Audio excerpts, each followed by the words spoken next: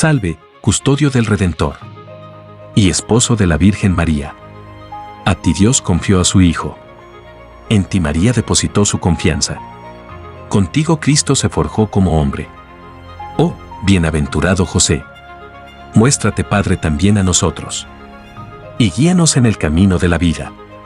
Concédenos gracia, misericordia y valentía. Y defiéndenos de todo mal. Amén.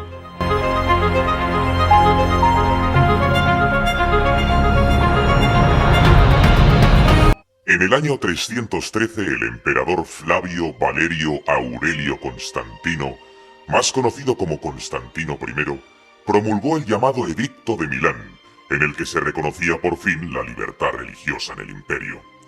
Anteriormente, en el 311, el emperador Galerio, que al igual que Diocleciano en su día fue un gran perseguidor del cristianismo, hubo de reconocer su fracaso emitiendo el llamado Edicto de Tolerancia de Nicomedia, que decía en referencia a los cristianos: ellos habrán de orar a su Dios por nuestra seguridad, por la de la República y por la propia, porque la República continúe intacta, y para que ellos puedan vivir tranquilamente en sus hogares. El Edicto de Milán, que se proclama 2 años después, lo firmaron a la limón Constantino y Licinio, que era por entonces el emperador de Oriente, pero todas las medallas se las llevó Constantino, que para algo los historiadores le llamarían el Grande. Realmente la promulgación de este discutido edicto no convierte, como suele decirse, al cristianismo en la religión del imperio, aunque termina con las persecuciones de los cristianos. De hecho, hay quien pone en duda que Constantino se convirtiese al cristianismo según lo que se puede contemplar en el Arco de Constantino, inaugurado 2 años más tarde del Edicto de Milán, en el 315. En el arco, que conmemora la victoria en la batalla del puente Milvio, que le enfrentó a Magencio en el 312, no aparece ninguna referencia ni señal cristiana. En el año 321, el domingo, entonces día dedicado al sol, fue proclamado por el emperador como día oficial de descanso. Sin embargo, en las monedas que se emitieron durante su mandato acabaría incorporando símbolos cristianos. ¿Fue Constantino realmente cristiano? Es una gran pregunta que se hicieron muchos historiadores. Dice la leyenda que la noche antes de la batalla del puente Milvio, Constantino tuvo una visión y marcó sus escudos con la señal de Cristo. Con este signo vencerás. Esta insignia fue el Lavarum, estandarte que los ejércitos del emperador llevarían enhiesto desde entonces. El hecho de que Constantino mantuviese iconografía pagana no debe confundirnos. Constantino patrocinó el cristianismo con la construcción de basílicas como San Juan de Letrán y San Pedro en Roma, o la Basílica de la Natividad en Belén. Lo que sí parece es que Constantino fue prudente y se supo adaptar muy bien al tiempo en el que le tocó vivir. Constantino observó los cultos tradicionales y no se reconoció cristiano hasta el año 314, en la carta dirigida a los obispos reunidos para el Concilio de Arles. A partir del año 324, después de la derrota de Licinio, manifestó su fe en un solo Dios verdadero en distintos textos oficiales. Su profesión de fe fue honesta o interesada. Hoy los historiadores se suelen decantar por lo primero. En esos días del siglo IV había varias versiones del cristianismo circulando por ahí, así que la religión única no era realmente única o una sola. Por eso el obispo Osio de Córdoba, de origen hispano, preocupado porque el cristianismo se subdividiera, convenció al emperador Constantino de que hiciera un concilio, es decir, una reunión de obispos, para que todos juntos decidieran qué aspectos de la nueva fe eran verdaderos y cuáles eran herejías, y así unificar las creencias, digamos, oficiales. El concilio se celebró en Nicea, en la actual Izmik, en Turquía, en el año 325, y en él se estableció el credo, que significa yo creo, una profesión de fe que posiblemente escribió el mismo Osio. Hoy en día el credo se recita en las misas cristianas, y en él se enumera lo que creen los cristianos. Todo lo no incluido en él, o que contradiga lo que se dice, pasará desde entonces a ser herejía, es decir, un error sostenido con pertinacia, según cuenta el diccionario. Entre estos errores, el más importante condenado en Nicea fue el arrianismo, doctrina popularizada por el sacerdote Arrio de Alejandría, que decía que el Hijo fue creado por el Padre, negándole al Hijo carácter divino. La mayoría de los obispos del concilio negaron que esa doctrina fuera ortodoxa, es decir, recta, y se expulsó a los arrianos de sus obispados. Incluso el emperador Constantino dictó: si se encuentra algún escrito sobre Arrio, podrá ser arrojado al fuego, por lo que no solo se borra la maldad de su enseñanza, sino que no quedará nada para recordarlo. La expulsión de los obispos arrianos trataba a la vez de cortar de raíz la fuente de la herejía contraria a la apuesta imperial por el credo niceno. De todas formas, pasado poco tiempo se perdonó a los arrianos, que volvieron a sus sedes y siguieron difundiendo sus doctrinas como si tal cosa. De hecho, Jerónimo de Estridón cuenta que Constantino se bautizó antes de morir en el arrianismo. Vaya por Dios. Le administró el santo sacramento Eusebio de Nicomedia, ferviente defensor de la doctrina de Arrio. El mismo Eusebio de Nicomedia que tiempo atrás había sido condenado al exilio por el mismo emperador, después del concilio de Nicea.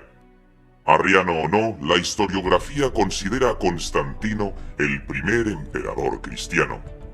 Tradicionalmente se ha establecido así, hasta el punto que la estatua ecuestre de Marco Aurelio, hecha en bronce, cuya réplica está en la Plaza Capitolina de Roma, ha sobrevivido hasta la actualidad sin ser fundida o destruida, porque antiguamente se pensaba que era una estatua del cristiano Constantino.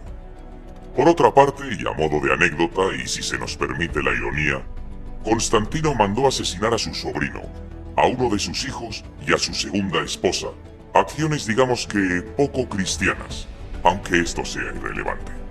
Arrio murió un año antes que el emperador, en el año 336 en Constantinopla, donde según las malas lenguas fue envenenado por los otros cristianos.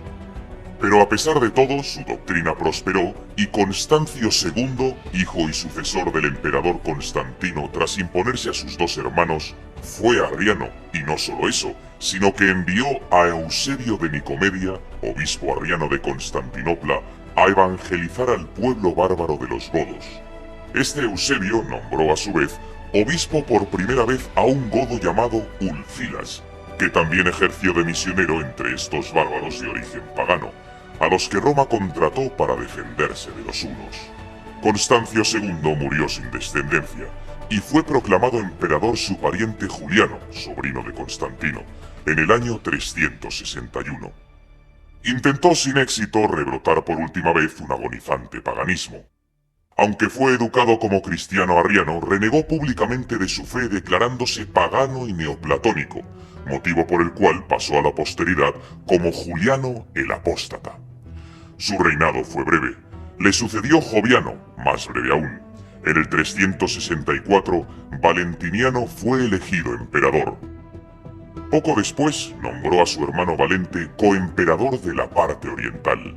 Valente también fue arriano y parece que, entre otras cosas, se dedicó a perseguir a los cristianos no arrianos. En la época de Valente, los caudillos godos Alavivo y Fritigerno fueron admitidos en el imperio y cruzaron el Danubio junto con unos 200.000 de los suyos, todos muy godos y ahora arrianos. Porque Alavivo y Fritigerno, paganos en origen, se hicieron arrianos y por eso apoyaron a Valente. Y Valente les apoyó a su vez ante Atanarico. El caudillo Atanarico, leal a la tradición germana, no quiso cruzar el Danubio buscando el asilo romano.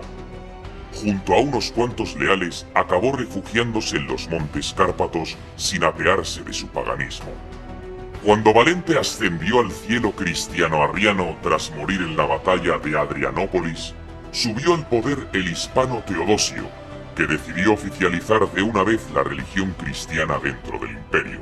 Quiso que esta religión fuera el cristianismo de Nicea, la interpretación dominante en Occidente, y para ello emitió un nuevo edicto, junto con Graciano y Valentiniano II, esta vez en Tesalónica, en el año 380, edicto bautizado como a todos los pueblos, donde queda todo atado y bien atado. Queremos que todos los pueblos que son gobernados por la administración de nuestra clemencia profesen la religión que el divino apóstol Pedro dio a los romanos.